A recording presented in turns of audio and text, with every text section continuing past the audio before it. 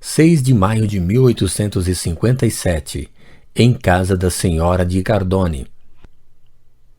A tiara espiritual. Tive ocasião de ver, nas sessões do Sr. Rostand, a senhora de Cardone. Alguém me disse, creio que foi o Sr. Carlotti, que ela possuía um talento notável para ler na mão. Jamais acreditei no significado das linhas da mão, mas sempre pensei que isso poderia ser, para certas pessoas dotadas de uma espécie de segunda vista, um meio de estabelecer uma relação que lhe permitisse, como aos sonâmbulos, às vezes, dizer coisas verdadeiras. Os sinais da mão não são senão um pretexto, um meio de fixar a atenção, desenvolver a lucidez, como são as cartas, a marca de café, os espelhos ditos mágicos, para os indivíduos que gozam dessa faculdade. A experiência, mais de uma vez, me confirmou a verdade dessa opinião. Seja como for, essa senhora, tendo-me convidado para ir vê-la, cedi ao seu convite, e eis um resumo do que ela me disse. Sois nascido com uma grande abundância de recursos e de meios intelectuais, força extraordinária de julgamento. Vosso gosto está formado. Governado pela cabeça, moderais a inspiração pelo julgamento. Sujeitais o instinto, a paixão, a intuição ao método, à teoria. Tivestes sempre o gosto das ciências morais, amor ao verdadeiro absoluto, amor da arte definida. Vosso estilo tem do número, da medida, da cadência, mas às vezes trocais um pouco da vossa precisão pela da poesia. Como filósofo idealista, vos sujeitastes às opiniões alheias. Como filósofo crente, sentis agora a necessidade de fazer seita. Benevolência judiciosa, necessidade imperiosa de aliviar, de socorrer, de consolar, necessidade de independência. Corrigi-vos muito lentamente da prontidão de vosso temperamento. Sois singularmente apropriado para a missão que vos está confiada, porque estáis mais feito para vos tornar o centro de desenvolvimentos imensos do que capaz de trabalhos isolados. Os vossos olhos têm o olhar do pensamento. Vejo aqui o sinal da tiara espiritual. Está muito pronunciado. Olhai. Olhei e nada vi de particular. Que entendeis disso eu, por tiara espiritual? Quereis dizer que serei papa? Se isso devesse ser, certamente não seria nesta existência.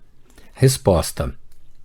Notai que disse tiara espiritual, o que quer dizer autoridade moral e religiosa, e não poder supremo efetivo. Relatei pura e simplesmente as palavras dessa senhora que ela mesma me transcreveu. Não me cabe julgar se são, em todos os pontos, exatas. Deles reconheço alguns por verdadeiros, porque estão em relação com o meu caráter e as disposições do meu espírito. Mas há uma passagem evidentemente errada, aquela onde disse, a propósito do estilo, que eu trocaria, às vezes, um pouco da minha precisão pela poesia. Não tenho nenhum instinto poético. O que procuro, acima de tudo, o que me agrada, o que estimo nos outros é a clareza, a limpidez, a precisão, e longe de sacrificar esta à poesia, poder-se-ia antes me censurar por sacrificar o sentimento poético à secura da forma positiva. Tenho preferido o que fala a inteligência, ao que não fala senão a imaginação. Quanto à tiara espiritual, o livro dos Espíritos acabava de aparecer. A doutrina estava em seu início e não se poderia ainda julgar os seus resultados ulteriores. Não ligava senão pouca importância a essa revelação e limitei-me a tomar-lhe nota a título de informação. Essa senhora deixou Paris no ano seguinte e não a revi senão 8 anos mais tarde, em 1866. As coisas tinham caminhado muito nesse intervalo. Ela me disse, lembrai-vos de minha predição da tiara espiritual? Ei-la realizada. Como realizada? Não estou, que eu saiba, sobre o trono de São Pedro. Não, também não foi isso que vos anunciei. Mas não sois de fato o chefe da doutrina, reconhecido pelos espíritas do mundo inteiro? Não são os vossos escritos que fazem lei? Vossos adeptos não se contam aos milhões? Há um homem cujo nome tenha mais autoridade do que o vosso pelo que respeita ao espiritismo? Os títulos de sumo sacerdote, de pontífice, de papa mesmo não vos são espontaneamente dados? Sobretudo pelos vossos adversários e por ironia, eu o sei, mas não deixam de ser o indício do gênero de influência que vos reconhecem. Pressentem o vosso papel e esses títulos vos ficarão. Em suma, conquistastes, sem procurá-la, uma posição moral que ninguém pode vos retirar, porque quaisquer trabalhos que se possam fazer depois de vós, ou concorrentemente convosco, não sereis menos o fundador reconhecido da doutrina. Desde esse momento possuís, pois, em realidade, a tiara espiritual, quer dizer, a supremacia moral. Vede, pois, que eu disse a verdade. Credes agora um pouco mais nos sinais da mão? Menos do que nunca, e estou convencido de que, se vistes alguma coisa, não foi na mão, mas em vosso próprio espírito, e vou prová-lo. Admito na mão, como no pé, nos braços e nas outras partes do corpo, certos sinais fisiogonômicos, mas cada órgão apresenta sinais especiais segundo o uso que lhe está destinado e sobre as suas relações com o pensamento.